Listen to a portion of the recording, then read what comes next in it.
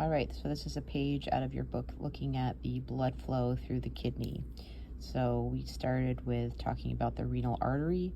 The renal artery is going to be a branch off of the descending or abdominal aorta.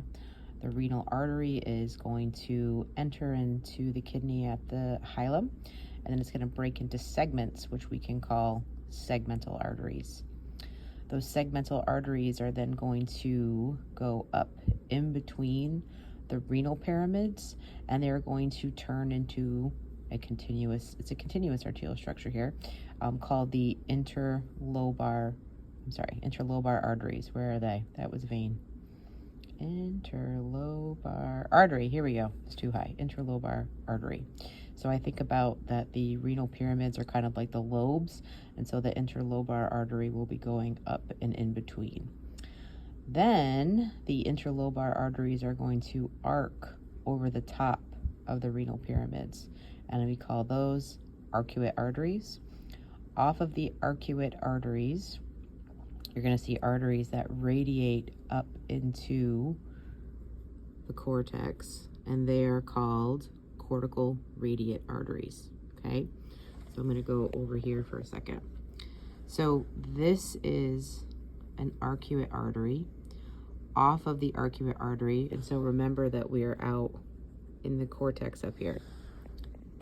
So arcuate artery arcing over the top of the renal pyramid, cortical radiate artery, which is then going to turn into the afferent or afferent arteriole, which feeds into the glomerular capillaries. And remember, this kind of pinkish tannish color structure is a nephron.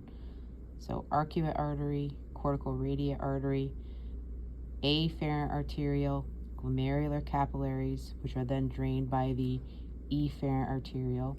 This arterial thing makes this a very unique capillary bed. The efferent arteriole is then going to drain into the peritubular capillaries that are going to wind around the nephron.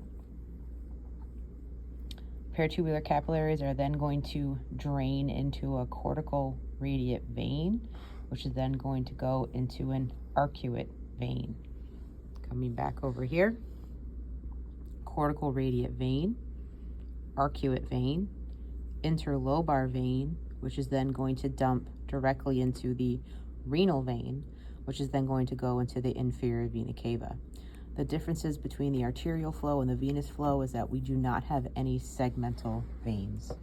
So looking at it over here, aorta to renal artery, segmental artery, interlobar artery, arcuate artery, cortical radiate artery, afferent arteriole, which then feeds into the glomerular capillaries, which have a super high pressure, and because of this, they do the process of filtration. What's left is going to go into the efferent arteriole. Then we're going into the peritubular capillaries. The peritubular capillaries are like the polar opposite of the glomerular capillaries. Super duper low pressure so that they can reabsorb 99% of that filtrate. From the peritubular capillaries, we go to cortical radiate vein, arcuate vein, interlobar vein, renal vein, IVC.